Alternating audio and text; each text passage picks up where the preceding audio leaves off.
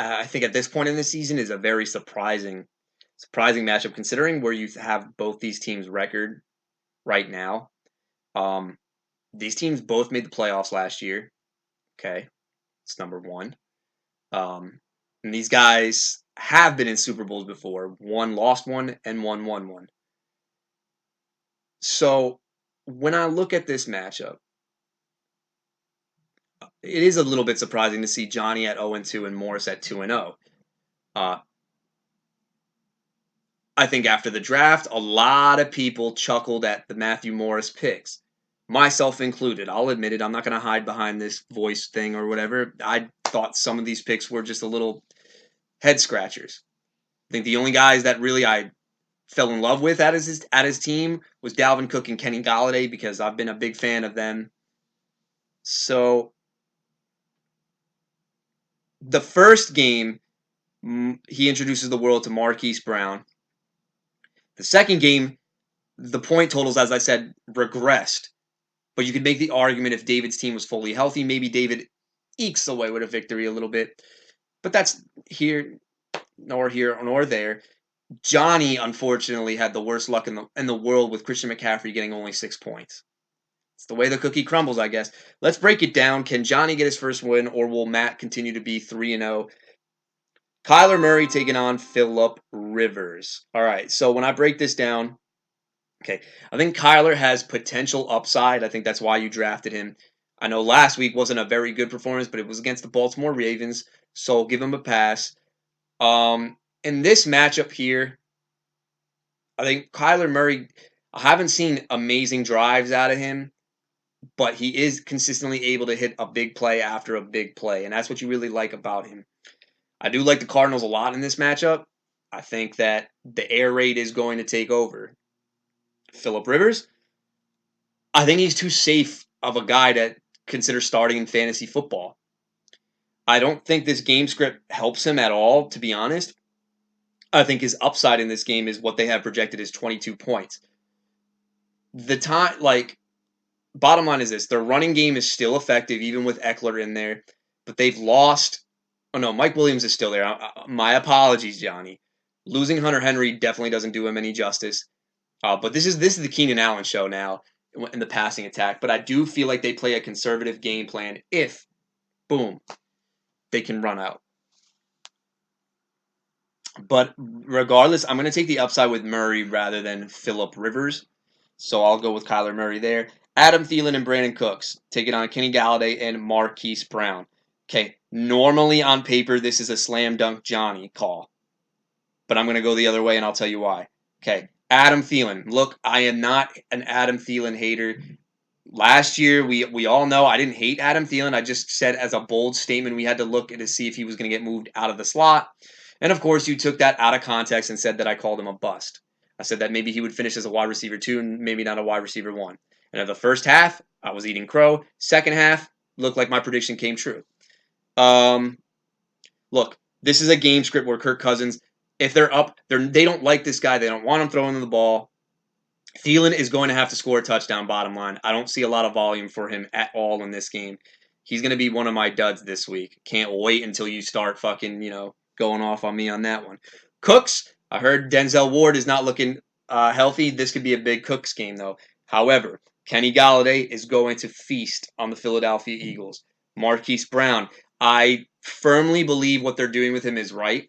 They are not giving him 100% of the snaps, simply for the fact they don't want him out there all the time because they got to save his explosiveness and hide his route tree from getting exposed on film.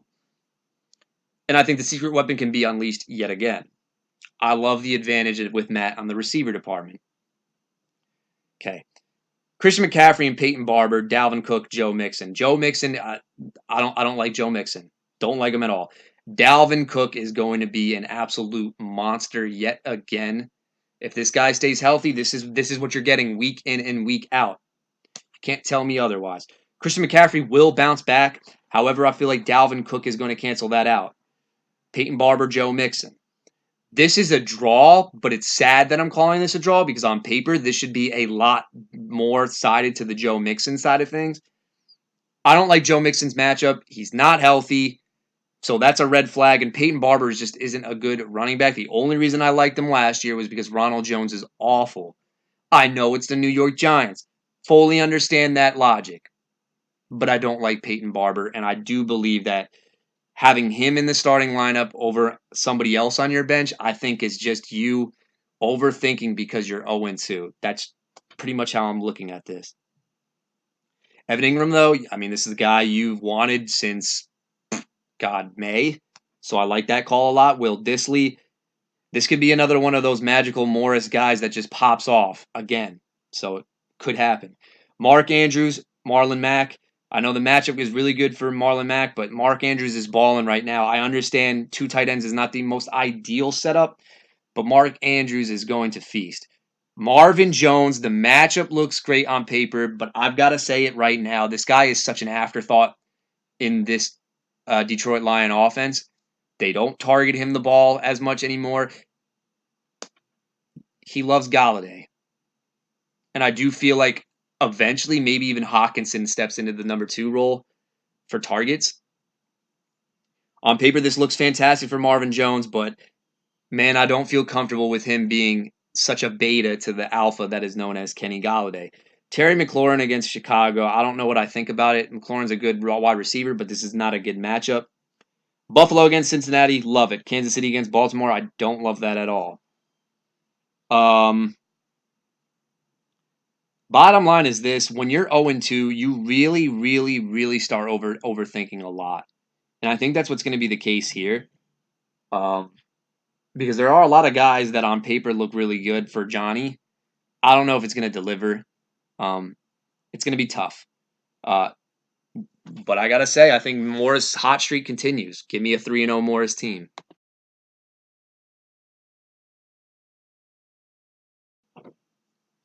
Next matchup I'm gonna talk about really, really quickly is easy because this is another matchup where it's an 0-2 team taking on a 2-0 team, and you know, one team is riding high and the other team is riding low. I'm talking about Harsh taking on my team right now with already a dub performance of the Tennessee Titans. 6 points just won't get the job done for any defense. And I think by default, Harsh will win that defensive matchup. But when I look at these matchups, I don't see that much of a flaw in the Harsh roster. I think the flex will get itself figured out. But these are guys that were hype and they're living up to it. And this is why, how do I put this? This is why you don't count out people like Harsh. Okay, I know consistently this has not been a great manager. I get it in this league. But when your philosophy is shooting for the stars, eventually it's going to hit. Okay, I've always made the argument every single year when we used to draft divisions. I would always say I will take Brian Bonney in my division over Harsh because I know Brian is a very conservative floor guy. I know what I'm expecting. I don't know what I'm getting out of Harsh. And I know Harsh was always one of the guys that everybody wanted, but I've been backing up this kid since day one because I do like what he does. Because I'm a guy who goes for hype as well. Let's get into the matchup. Deshaun Watson, Dak Prescott. Dak is playing out of his mind right now. Deshaun Watson had such a bad game last week. I would say it would be a rebound, but the way Dak's playing right now, I'm not betting against the man, especially in a cake matchup against the Miami Dolphins. Tyler Lockett, John Brown, Chris Godwin, Christian Kirk. Okay, Christian Kirk has had decent games back to back, and Chris Godwin is for real. This guy is the truth. Okay, Harsh very, very fortunate that he wound up getting his guy. Crossed my mind at my pick, but it is much too early in my opinion. But again, that's the rule. Go for your guys. Okay? Bottom line. Godwin should continue to eat. Christian Kirk in a matchup against the Carolina Panthers. Look, the bottom line is this. Every Cardinals receiver is getting targets because they run so many plays in the offense, and these are two guys that could feast. John Brown is looking like the number one option in Buffalo. He is a guy who is a great fit for Josh Allen. And Tyler Lockett, Okay, week 1 was a classic Tyler Lockett performance. Low target volume, but scores. The exact opposite happened in week 3. High target volume, but no touchdowns, but had a very, very good PPR day. I would say that on paper the matchups look better for Lockett and Brown, but the way Godwin and Kirk, I think their floors have already kind of hit like Lockett's upside in this lot, if that makes any sense. But we haven't seen the upside yet of John Brown. So for that being said, I will still side with Harsh on this one, just because I'm going to pay the respects. Godwin is a wide receiver 1. Christian Kirk is still flirting with wide receiver 2 value. We'll go with that, as the other guys are kind of in that wide receiver 2 value already. Nick Chubb, Aaron Jones, Chris Carson, Austin Eckler. Look, Eckler is a lock for 20. He's getting the volume. The only concern I have about with Austin Eckler and Chris Carson, if you want to nitpick at Harsh's backs, which are absolutely amazing right now, is both of them have fumbling issues. Carson fumbling twice puts him on a short leash, but with Rashard Penny getting hurt in practice, I think they're still going to ride Chris Carson anyway. Chris Carson, to me, might be the next Ryan Matthews. Phenomenal talent, an absolute beast, but has a lot of fumbling issues. Austin Eckler, okay, I think you've seen it on Red Zone, you've seen it on the replays, him trying to dive into the end zone, and as he extends, the ball comes loose. My concern level out of a 10 with that is only at a 2. Simple for the fact that there is no Melvin Gordon here. But Justin Jackson, I do feel like, is a better inside runner. Eckler is just more dynamic. And in a game where I expect the Chargers to control this game out front, like what I'm seeing out of Mr. Eckler. So I'm going to go there. Nick Chubb, Aaron Jones. I know Nick Chubb has had 2 decent weeks back to back. This game in particular, though, makes me nervous to own Nick Chubb. The Rams looked bad against Christian McCaffrey, rebounded against Kamara, but I do feel like it's because the Saints didn't know what to do. Chubb will get his volume, but there's not a lot of running lanes that consistently open up. I think if Freddie Kitchens is for real, he's got a scheme away for him to break out. Aaron Jones, in a game script where the Packers should be up, I think I like this matchup a lot. But for that being said, I'm going to go with game script again on Harsh's side. Carson and Eckler. I think Chubb and Jones are fine, but in a game where I could see both those other guys being up big, I'm going to go that way. Hawkinson and Darren Waller. Hawkinson didn't do much. I know Philly is very good against tight ends, but I always get nervous when somebody puts up a dud who had a stud game the week before. Could something like that happen?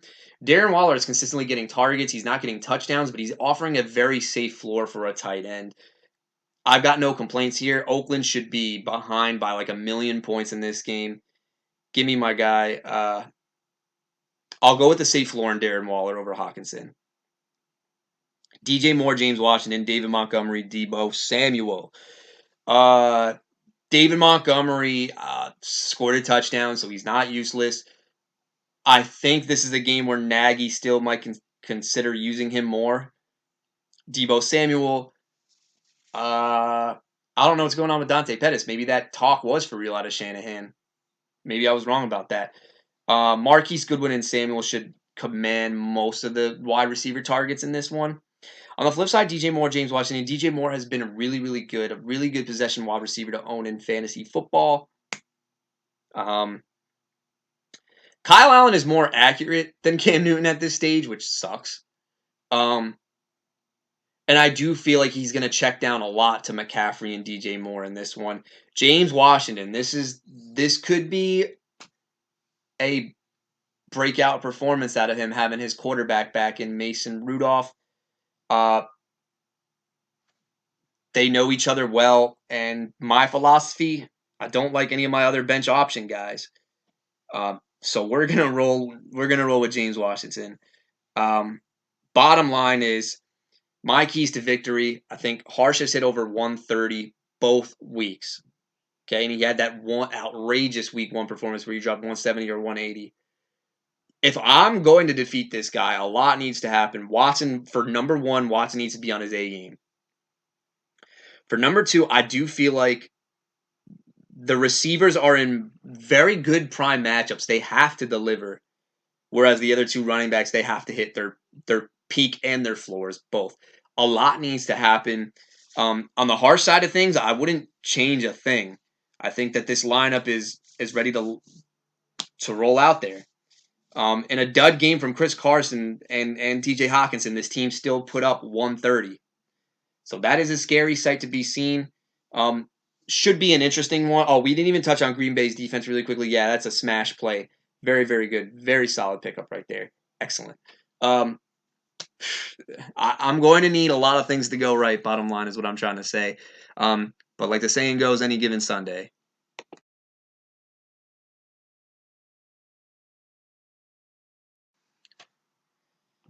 Okay, two 1-1 teams. Okay, I think one team is on the rise. The other team is on the decline due to injuries. We're going to talk about Max taking on David Cryer. Um, I know Allen had said it. Welcome to the league after the injuries piled up. Man, oh man, that is something you never want to see. Both guys had a Thursday night performance. Fournette had a terrible game and then broke out of that long run, and Henry to the same. He did wind up salvaging the day with a touchdown. Russ taking on Andy Dalton. Um, Andy Dalton might not even be that bad of a play here. Russell Wilson uh, looked really good against the Pittsburgh Steelers defense, dropping 30 points. Um, the New Orleans Saints, I do feel like, can bring pressure, and I think the defensive play calling might keep them in this game. But I do feel like Russ is always a lock for 20. I'll take the safe floor. Keenan Allen, Tyler Boyd, Julian Edelman, Allen Robinson. Man, oh man, was I wrong. Or I should have stuck with my guns on Tyler Boyd. I was big on this guy coming into the year and sadly did not take him. Keenan Allen, Tyler Boyd offer a fantastic floor. Max, this is a very good combo you have going here. Didn't expect you to be on Tyler Boyd, but I guess you didn't buy any May magazines this year. Good job. Julian Edelman and Allen Robinson have really good matchups as well, but I love the floor out of Keenan Allen and Tyler Boyd. Ezekiel Elliott or Alvin Kamara, give me Ezekiel Elliott. Sorry, this is where Max is going to lose this one. Kittle might score his first touchdown here. T.Y. Hilton, Emmanuel Sanders, LaShawn McCoy, Mohamed Sanu. McCoy is not going to find running room. Mohamed Sanu is South Brunswick pride, I guess. But I heard Jeffrey might even play, so maybe that move gets switched out later on. Hilton, going to eat. Emmanuel Sanders should be fine as well. Arizona D taking on Los Angeles. I absolutely love the Rams D in this one. My bottom line is this. I think Max's team is going to sneak up on people. I liked it after the draft, and my stance hasn't changed on it at all. I know the tight end is the only flaw that I'm seeing right now because the receivers alone have very safe floors. I think this team is very, very, very well constructed from a floor standpoint. I think it offers a very safe floor. He's hit 120. We haven't seen the upside yet, but I do feel like his floor is 120 points. Give me Max. We're back. And as I'm looking at this next matchup, the move has already been switched. That's good managing. Okay. One team lost its first game of the season. The other team wins its first game of the season. In classic boom versus bust fashion. My man, Paul, got to tip my cap off to you, man. I got to say, I was so triggered after that Pat Mahomes performance. Good game. I just got caught up in the moment. I don't hate you at all. I just want to throw that out there. If you want to find the commish, you can find the commish. That's fine, Paul. Taking on Nuketown, Andre Jones. Here's my overview of this matchup. Andre's team, you could argue, could be 0-2 right now. A lot of guys, though,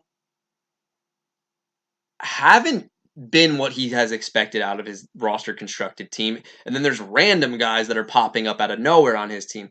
With the Paul side of things, this is exactly what I expected out of this team. A lot of people hated on this. I said stop because there are going to be like 6 weeks where this team goes off, and then the other 6 weeks it's not. With that being said, Paul is coming off of an absolute boom week, and I tend to say that they're going to have a dud the next week after. That's how Paul constructs his teams, same thing might happen, or will it not? Pat Mahomes versus Tom Brady. I know Brady's against the Jets, but you're not betting against Pat Mahomes. You can't do that. Devontae Adams, Calvin Ridley, DeAndre Hopkins, Juju Smith-Schuster. Hopkins will have a tremendous bounce back game. I think that's going to say something. Juju Smith-Schuster, I have no idea what to expect with him and Mason Rudolph. I think he should be a wide receiver too now. Devontae Adams, fine play. You're not afraid of the Denver Broncos coverage anymore. Calvin Ridley, I want to talk about this guy right now. I think Calvin Ridley is the new Stephon Diggs. No, they are not the same type of player, but when Calvin Ridley is not listed on the injury report, he's absolutely balling. When he is listed on the injury report, he sucks. That's what happened last year. That's the Stephon Diggs factor. So I'm just going to throw that out there. Ridley against the Colts. I got to see how Matt Ryan does. I know the Colts are actually favored in this game. It's because Matt Ryan can't play on the road. Carlos Hyde, Frank Gore, Mark Ingram, James White. Gore, it's funny because I feel like Gore is the one who's going to get the safest volume out of all these backs being played. And that actually, for Paul's constructed team, works out very well. Carlos Hyde is touchdown or bust. Mark Ingram, James White. With no Antonio Brown, James White could see more snaps. Mark Ingram needs a touchdown. I don't see it coming against the Kansas team. With that being said, ladies and gentlemen, whew, I can't believe I might. No, you know what? No. I'm not going that route, Paul. Give me Andre's backs. Travis Kelce, Greg Olsen. Look, Greg Olsen has been on a resurgence. My question is, how's he going to be with Kyle Allen? Travis Kelce is going to ball out again. Zach Ertz against the Detroit Lions should be a solid matchup. And now we start realizing DK Metcalf getting a start. Interesting. Robert Woods and Stephon Diggs. Look, the matchup for Diggs is fucking amazing, but I don't think they throw enough for him to reach that volume. Let me dig into the Robert Woods numbers. This is a bit concerning here. With Cooper Kupp back in the lineup, I don't think the volume is going to be there for Robert Woods. He only had 2 targets last week, which is concerning, but he had 13 the week before. This is the reason why I don't like possession guys with inconsistent volume. And I think as long as Cooper Kupp's there, it's going to be a coin flip every week with Robert Woods. The fact that Denzel Ward is officially listed, or I don't even know if he's out, but I heard he popped up on the injury report, bodes well more for Brandon Cooks. And I feel like Robert Woods is only a guy that the design plays for. Metcalf, okay? This is interesting because I feel like teams can't double team Tyler Lockett anymore. With DK Metcalf's size, you got to respect it. I mean, the guy I thought wasn't even going to be ready till like week 4, but I guess this guy's not human. I mean, just look at him. I actually think the volume might be safe with Zach Ertz and DK Metcalf, to be quite honest with you. Marshawn Lattimore, look, I don't know why people are still hyping this guy up. He's an average corner at best. Yes, I said it right. Reason being, he can't press. And for whatever reason, Dennis Allen has his guys press and he looks like shit. Paul, lick your chops. When you go on red zone and you see Lattimore pressed up against DK Metcalf will throw him like 50 yards downfield. Like I don't hate Marshawn Lattimore, but what they're doing with him because they bought an Eli Apple. Okay, you can't do that with Lattimore. He gets toasted on like 90% of the time when he press coverage. That would make me very nervous. You saw what happened with Cooks on that deep bomb last week.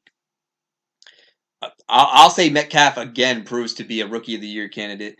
Minnesota D, Seattle D. Got to give it up to Minnesota. My bottom line here in this game, Paul's team is very boomer busty. I think we all know this. My concern for Paul's team would be Travis Kelce because of a good defensive team taking away the best player. But I don't know if you could even stop the beast that is known as Travis Kelce. Andre's team, I think, has guys that are supposed to give him a safe floor, but they're not giving him what he expected. If Pat Mahomes goes off, Brady's got to cancel that out. I mean, it's the Jets. Very well could happen.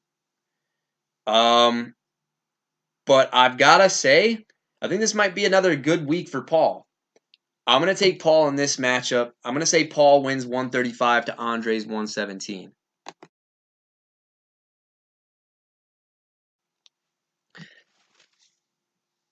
The only reason why I'm putting this matchup at the number 2 spot is because the amount of shit talking that's been going on in the chat. Because I firmly do believe that this might be a one-sided affair yet again. King David and the Le'Veon collection. Look, Allen Williams. We don't have a quarterback yet. Classic Allen. O.J. Howard has put up duds. So I don't know what's going on there. So when I look at these rosters, Carson Wentz should be an absolute beast. You're a quarterback? I don't even know who it's going to be. Sorry. Watkins and Gordon. Big bounce back spot for Sammy Watkins. Big bounce back spot. I know Demarcus Robinson and Nicole Hardman took over, but Watkins was still getting number 1 wide receiver targets. I like Watkins a lot. Bounce back spot. Josh Gordon, it's the New York Jets. I don't know how much they want to use Josh Gordon here, but no more Antonio Brown. So Josh Gordon now finds himself back in David Sutton's lineup. Mike Evans, Michael Thomas. Mike Evans will bounce back this week for you, Alan. Michael Thomas, I don't feel confident at all in. Excuse me. David Johnson, James Conner, Le'Veon Bell, Raheem Mostert. Give me David Johnson against Carolina. James Conner, I am a little bit concerned. I don't know how effective this guy is going to be. He has not looked good at all. The touchdown had saved his shitty performance on the ground, to say the least. Connor, if this would be the time to sell Connor if you can afford to sell. Mostert against Pitt, I don't know. Pittsburgh's really good against the run. Le'Veon Bell should get volume, but so should David Johnson. I actually think that the running backs are going to be a draw. Larry Fitzgerald, Cooper Kupp, Mike Williams, Jalen Samuels. Samuels should have a lot more targets in this game. Mike Williams, you're banking on a touchdown, but he is still like, how do I put this? He's still trying to take over as the alpha, and he can't yet. Larry Fitzgerald, love. Good matchup. This is a guy I was very high on. Unfortunately, I got too drunk. Cooper Kupp, look, Cooper Kupp is Goff's favorite target, and he's healthy. And give me the flex plays for David Sutton. Oh my God. We might see a combined 100 points out of the defensive side of the ball for both of these teams. This New England defense is very good, but on the same side, the Dallas Cowboys going up against Josh Rosen. I'm going to call it a draw. They're both solid plays. Bottom line, I'm going to go with David Sutton in a bounce back week. He's projected for 131. And I like the management calls. David, you always tell me which receivers you think are going to go off. Well, Deshaun Jackson by default is out. If Deshaun Jackson was playing in this game, I probably would start him. I love Freeman on the bench. I was not a Freeman guy. And Josh Jacobs in a game where they're going to be trailing and he's iffy. You know what it is, bro. So with that being said, I'm going to have to take King David.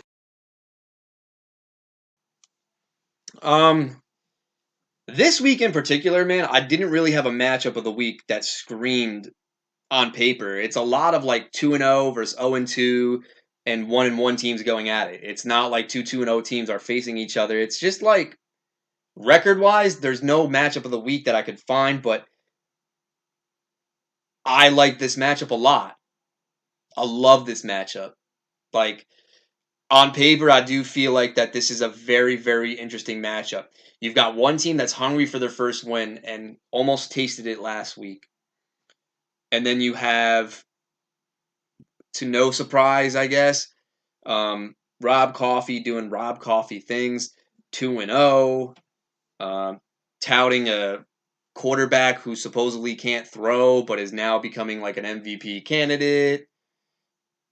This doesn't shock me at all. Let's get into it. Josh Allen or Lamar Jackson. As much as Josh Allen has a safe floor for fantasy, Lamar Jackson for fantasy football is just not fair. Julio Jones, Odell Beckham, John Ross, Mecole Hardman, Julio Jones, Odell Beckham. Oh God, Julio should eat in this game, but I don't know if Matt Ryan can throw the ball on the road. Odell against the Rams. I like this matchup for Mr. Beckham. I don't think anybody can cover him. Okay, John Ross might be the breakout wide receiver this year if it happens for a third time. I know last week was a garbage time thing, but garbage time could happen again for him. McCole Hardman should have had 2 touchdowns last week. I like this matchup for Hardman a lot. I gotta say, I like the matchup a lot for McCole Hardman. I think he scores, finds the end zone once again. Considering that the running backs that Kansas has right now aren't good. Miles Sanders, Matt Breida, Saquon Barkley, Michelle. I'm gonna go with Lewis's side of the things. Give me Barkley and Sony Michelle. Miles Sanders, I don't understand the hype. Yeah, I get it. Like people want to buy into this guy. He's not a bad player, but he still plays for the Philadelphia Eagles and Doug Peterson. So no, I'm not on the Miles Sanders bandwagon, and I am not on the Breida bandwagon against a stout Pittsburgh run defense. Vance McDonald finally did it. Breakout game everybody wanted, and now he has Mason Rudolph. Maybe Ben just didn't like Vance McDonald. Hooper. Hooper sucks. Give me Vance. Amari Cooper and Demarcus Robinson, Curtis Samuel, and Todd Gurley. So, Curtis Samuel gonna eat. No, I don't know. Maybe. Um, if Cam threw the ball right on the money, Samuel could have had a beastly game. I think that the quarterback switch doesn't downgrade Moore or Samuel that much. The only thing I would worry about is if they double team Curtis Samuel because he's the deep threat guy. Todd Gurley. I don't like Todd Gurley. Don't like him at all. Yeah, he's 2 touchdown dependent for me. I know a game against the Cleveland Browns, this is a game where they should be up, but I think they sparingly hide him yet again, and I can see Malcolm Brown vulturing another touchdown in this one, so I'm not big on Mr. Gurley. Cooper and Demarcus Robinson. Demarcus Robinson came out of nowhere. Amari Cooper. No, I don't even know why I'm doing that noise. This is a good matchup. Demarcus Robinson is probably going to be another X factor. I don't know what's going to happen with him in this one. I wouldn't expect 31 points.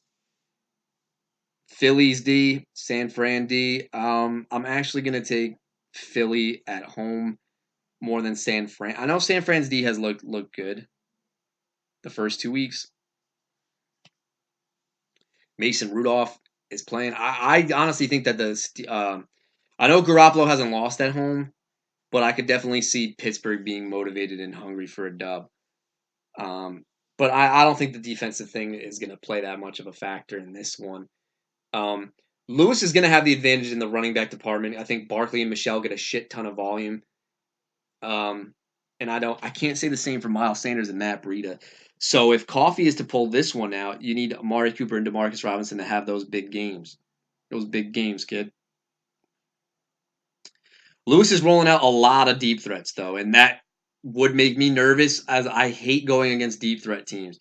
They scare the crap out of me because the range of outcomes makes you say, oh, wow, I'm relieved now, or like, crap, like, god damn it, like, why did this happen? I hate those teams more than floor teams, to be honest, going in it, and that's what Lewis has. And to be quite honest with you, I think that Hardman scores. Samuel, I don't know. I think Samuel has a decent game, but I don't know if a touchdown is going to happen. I know Cardinals suck, but Kyle Allen, yeah, maybe Curtis Samuel does score. All right, time for me to pick a winner. Time for me to pick a winner. Scratching my head on this one. I really am, but in a close matchup, in a very, very, very tight, contested, close matchup, I think Lewis Todd gets his first victory of the season. I think he wins 141 to Robert Coffey's 136.